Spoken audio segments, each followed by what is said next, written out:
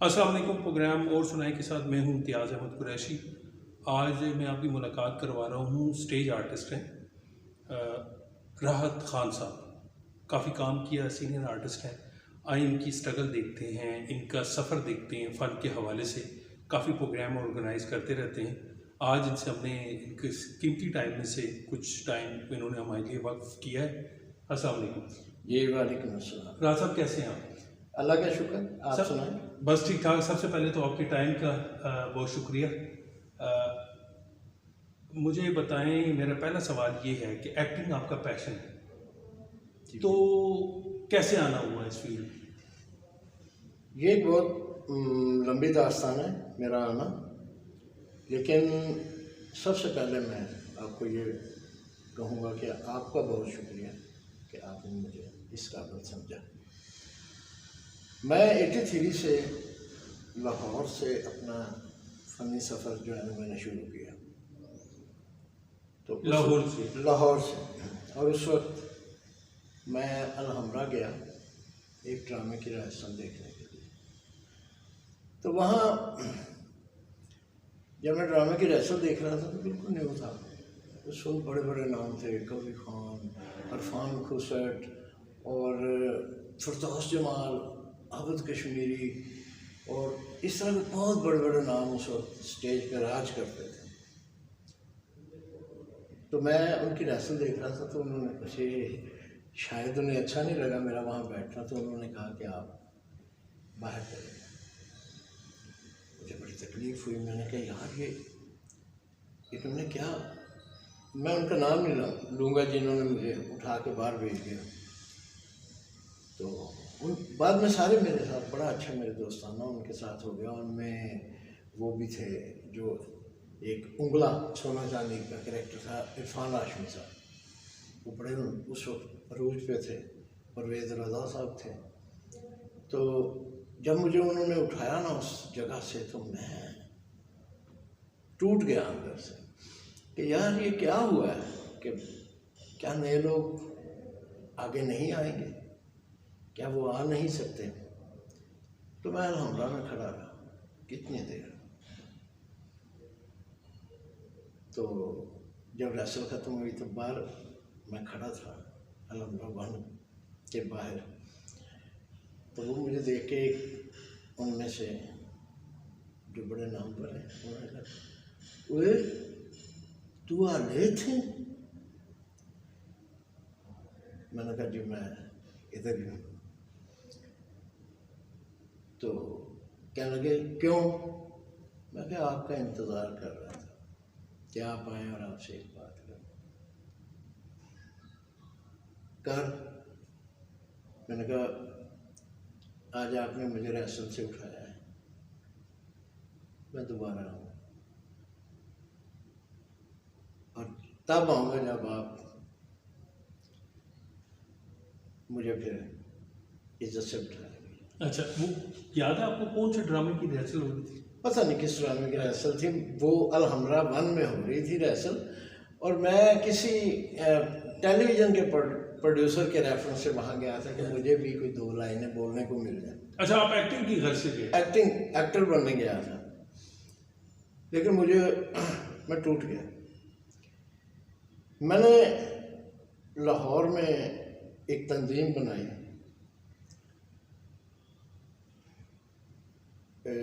Youth dramatic club. Youth dramatic club? जी। ये किस साल की बात है? 83-84 की बात है।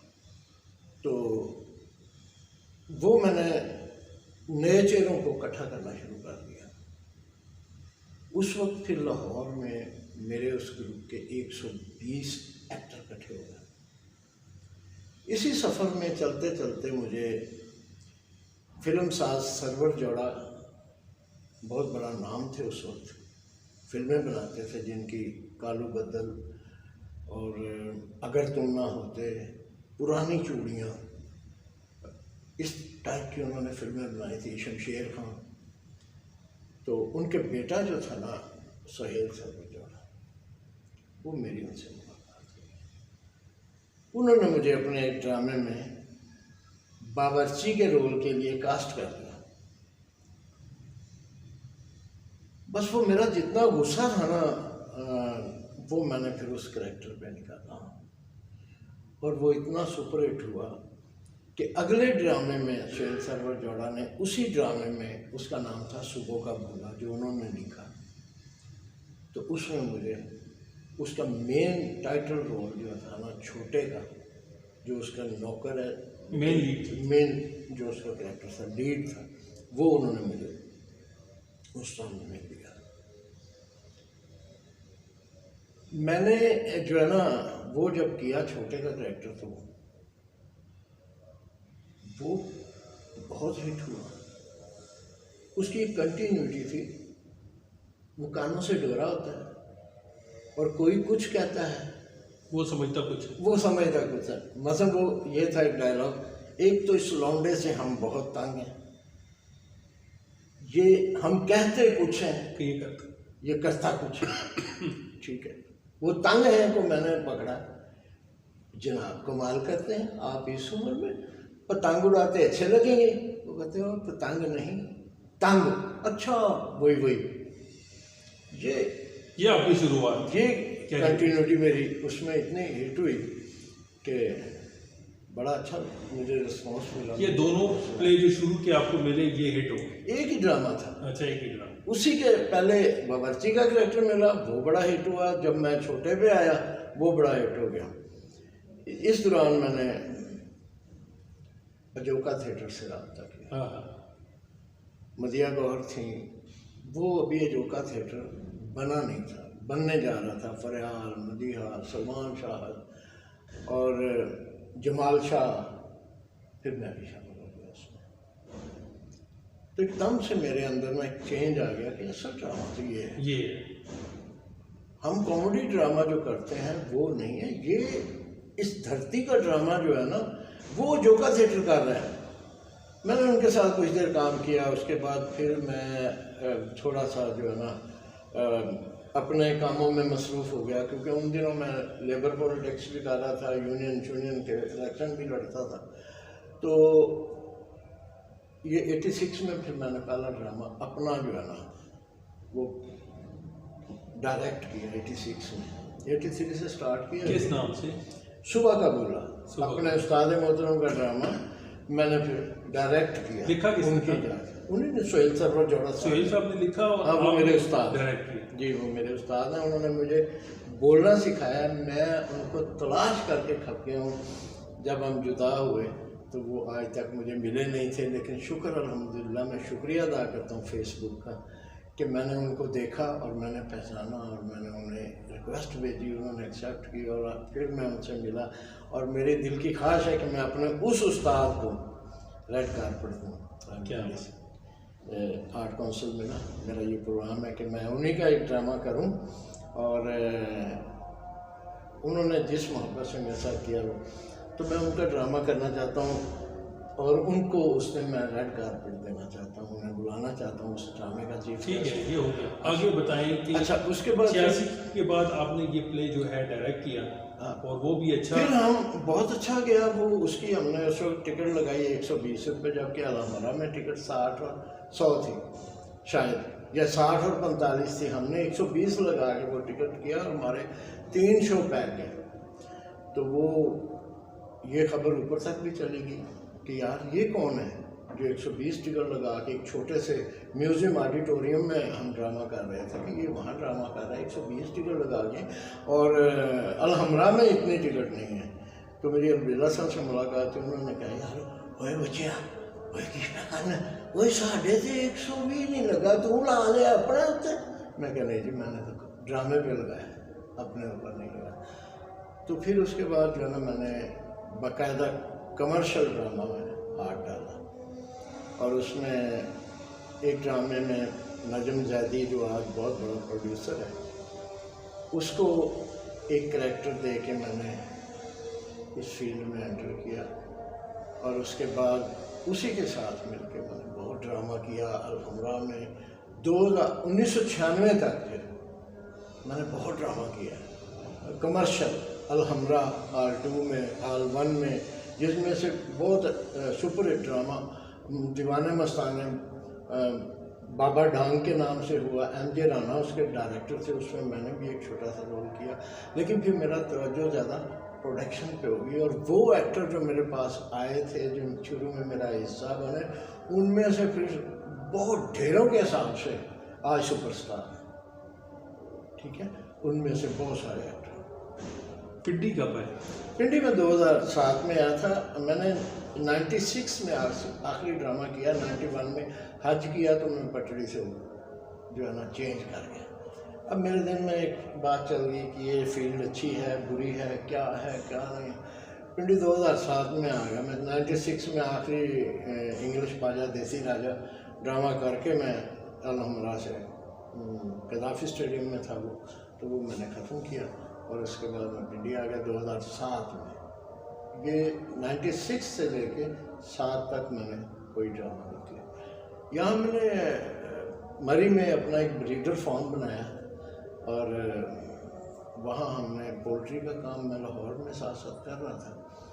तो यहाँ मैंने जब शुरू किया तो मैंने भाइयों ने मिल के किया, तो वो एक बहुत बड़ा लॉस हो गया। 2007 में 90 लाख का लॉस हो गया, सारा माल मर गया, बर्ड फ्लू आ गया। तो जितनी मेहनत मैंने की थी, पैसा इकट्ठा किया था, वो एक ही झटके में वो चला गया। बड़े बुरे हालात मैंने देखे हैं। फिर पिंडी में मेरी स्ट्रगल शुरू हो गई। बच्चे छोटे छोटे थे, भाई वापस चले गए, और मैंने कहा नहीं, मैं नहीं जाऊँगा, सॉरी, मैं इधर ही रहूँगा, दोबारा से स्टार्ट करूँगा। अल्लाह का शुक्र है मेरी एजुकेशन बहुत अच्छी थी। मैंने वो भी एक बड़ा कहानी है कि मैंने एजुकेशन अपने तौर पे काम करने के बाद हासिल की थी। मैंने वहाँ MSc की हुई है मैथ्स कम्युनिकेशन में। जब इस यूनिवर्सिटी में थिएटर पढ़ाता रहा हूँ, अमेरिकन एम्बेसी के साथ वर्कशॉप्स भी की हैं, यूनेस्को के जो है ना ये रिसर्च प्रोग्राम में मैंने हिस्सा भी लिया हुआ। तो PNCA के साथ मैंने बहुत ड्रामा किया है, 9 से लेके फिर जब तक तकीर नासर वहाँ थे, तो बहुत ड्रामा किया। उन दिनों जो है ना काम था ही बहुत PNCA में। उसके बाद तो फिर हुआ ही नहीं। जब गवर्नमेंट चेंज हुई पीपल्स पार्टी की, तो मेरा ख्याल पीपल्स पार्टी के अलावा कोई भी पार्टी ना कल्चर पे काम नहीं करती, वो PTI भी हो जो भी हो। फिर मैं पिंडी आर्ट काउंसिल में आना शुरू हो गया। यहाँ मैं आता नहीं था। पटवारी दोस्त जो थे, इनकी फिल्मों में चोरी चोरी काम करता था, और मैं शुक्रगुजार हूँ मेरे बहुत ही बुज़ुर्ग दोस्त महबूब इलाही अमान साहब, जो कि जिन्होंने 200 ड्रामा किया हुआ है PTV का और प्राइवेट मिला के। और इसी तरह उन दिनों ड्रामा कर रहे थे बाबा रह गया कोहरा, उन्होंने मुझे एक कैरेक्टर में जो है ना ले लिया। पटवारी के ज़बान मुझे आती नहीं थी, लेकिन वो ऐसे सुपर हिट ड्रामा हुआ, उसकी सीढ़ियाँ बिकी इस तादाद में कि मेरी पहचान बन गई यहाँ पटवार के वाले से भी। और फिर मैं पटवारी अदब को, फिर PTV का एक ड्रामा हुआ, तो उसमें मुझे मेन कैरेक्टर पे पटवारी एक ड्रामा था, वो उसमें नसीम आरफ साहब ने लिया। लेकिन वो बाद में किसी पॉलिसी की वजह से ना वो ड्रामा बन नहीं सका, क्योंकि उसमें उन्होंने जितने भी एक्टर थे ना, वो कास्टिंग थोड़ी सी ऑड हो गई थी कि पठान का जो है ना उनसे पटवारी कैरेक्टर करा था। उस ड्रामे की वजह से मुझे पटवारी अदब से दिलचस्पी हो गई, मोहब्बत हो गई इस ज़ुबान से। मैंने बाकायदा थोड़ी थोड़ी सीखना शुरू किया। फिर मैं थोड़ा थोड़ा पटवार के ऊपर इस ज़ुबान में लिखना भी शुरू किया, क्योंकि ड्रामा मैं लिखता हूँ, थोड़ी बहुत टूटी फूटी शायरी भी कर लेता हूँ, और अफसाना भी टूटा फूटा लिख लेता हूँ। तो जब मैंने वो पटवारी ज़ुबान पे काम शुरू किया, तो मेरे जो है ना मैं इस एंटर होना चाहा, तो मुझे बड़ी तकलीफ़ें दी कि ये लोग मुझे एक्सेप्ट नहीं कर रहे थे। मैंने अपनी बात में अभी कुछ देर पहले आपको बताया भी था कि मुझे वोट से का हक नहीं दिया इलेक्शन में जो फनकारों का हुआ कि नहीं ये तो तुमने तो काम लाहौर किया, ये हमारे पिंडी की है और पटवार की ये तंजीम है। मैंने कहा चलें ठीक है, आप ना दें, लेकिन मुझे मेंबर बना लें, वोट मैं नहीं देता। उन्होंने मेहरबानी की मेरे मेंबर बना लिया। फिर जितनी देर तंजीम चली। बात यह है कि टेलीविज़न पे मैंने काम किया, ऐनक वाला जिन में किया। उसके बाद मेरा ऐनक वाला जिन में क्या करेक्टर? एक जादूगर का छोटा सा करेक्टर था, वो 3-4 से एपिसोड चल रहे थे, जब मुझे कुछ मिला नहीं मैं छोड़ दिया। तो उसका सारे एक्टर मेरे बहुत अच्छे दोस्त हैं, मतलब चार्ली मामू मेरा क्लास फेलो है उसमें, हम हसीब पाशा मेरे अभी 6 तारीख को आने वाले ड्रामे में भी आ रहे हैं, तो वो बहुत अच्छे मेरे दोस्त थे उसमें। वो क्या नाम था, एनी और अशकाली 2 करैक्टर थे, फ्रिया परवेज़ और एक लड़की और काली थी, वो तो अशकाली तो गायब हो गई, एनी का करैक्टर फ्रिया परवेज़ कितनी बड़ी सिंगर है। इन्होंने मेरे कहने पे स्कूलों में भी कोई प्रोग्राम भी किए मेरे साथ।